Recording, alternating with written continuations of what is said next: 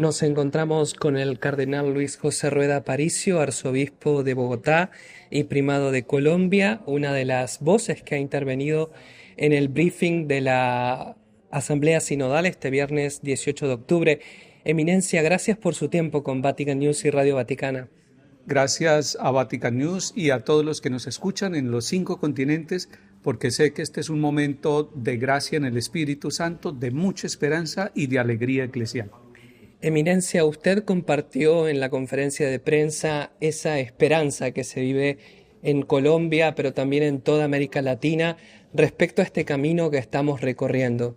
Sí, es que la esperanza, que es una virtud teologal, se ha convertido en el hacer y en el modo de hacer de la Iglesia, en la Iglesia misionera que peregrina en América Latina, en una de sus fuerzas mayores, porque está habituada la fe de los latinoamericanos a vivir en adversidad, en dificultades de pobreza, en dificultades de violencia, de exclusión. Y entonces se ha ido cultivando una esperanza que no nos defrauda realmente y que nos va mostrando un camino. Y América Latina ha adelantado mucho después del Concilio Vaticano II, en el posconcilio, en el trabajo unificado del continente con el Consejo Episcopal Latinoamericano, de las conferencias episcopales y de los procesos de evangelización a través de planes de pastoral muy organizados en la diócesis. Justamente esa experiencia con el CELAM y la CLARC de la que goza América Latina, ¿cómo está ayudando a concretar la sinodalidad en la vida cotidiana? Bueno, uno de los signos es que ha venido este trabajo durante 50 años ya y más tiempo, trabajando las diversas vocaciones. De allí han nacido redes para trabajar con migrantes, redes para trabajar en temas de trata de personas, redes para trabajar en el tema del medio ambiente y de la ecología integral, pero además de toda esa experiencia de trabajo colegial y unificada, misionera y en comunión, nace la experiencia de la Asamblea Eclesial de América Latina y el Caribe, que es una asamblea que no es solamente de obispos, sino una asamblea intervocacional, digámoslo así, y por eso su nombre eclesial, donde hubo un trabajo de escucha muy rico y donde se aprendió a vivir esta espiritualidad de la sinodalidad, de escucharnos y de caminar juntos, descubriendo allí las voces del Espíritu Santo en medio de los pobres, en medio de la violencia y en medio de esos caminos de esperanza que estamos transitando todos. Y usted viene de Colombia, una tierra muy herida por la violencia, el narcotráfico y otras realidades. ¿Cómo llevar allí la sinodalidad?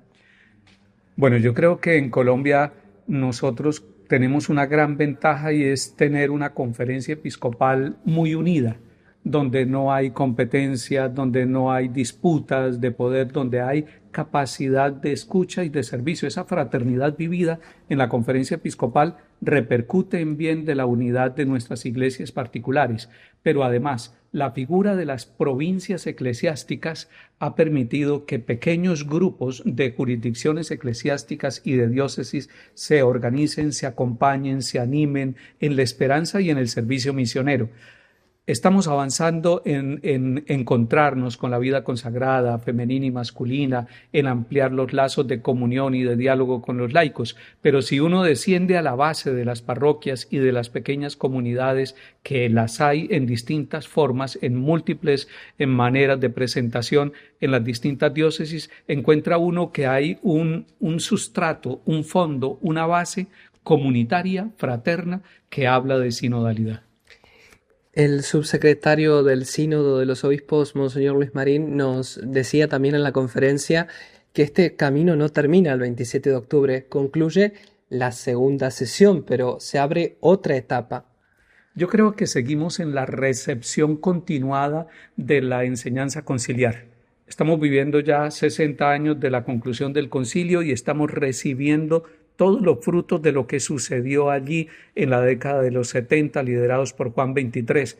Han pasado varios pontífices, ha habido mucho esfuerzo en todos los continentes, pero no podemos pensar que de la Asamblea Sinodal que está por concluirse salga una fórmula mágica. De aquí lo que sale es una actitud, una espiritualidad, un modo de caminar juntos, un modo de servir desde la Iglesia a la humanidad, y eso tiene que seguirse construyendo. Diríamos, es una obra continuada, es una siembra que continúa. Ciertamente ya tenemos frutos y ya se notan algunos frutos no solamente como logro de esta asamblea, sino por el trabajo misionero en América Latina y en el mundo, en los 5 continentes. Sin embargo, de lo que se trata es que no pensemos que aquí va a haber una fórmula mágica que va a definir todos los problemas de la Iglesia. Aquí lo que hay es un deseo de seguir caminando juntos y de seguir dócilmente las inspiraciones y las luces del Espíritu Santo para bien de la Iglesia.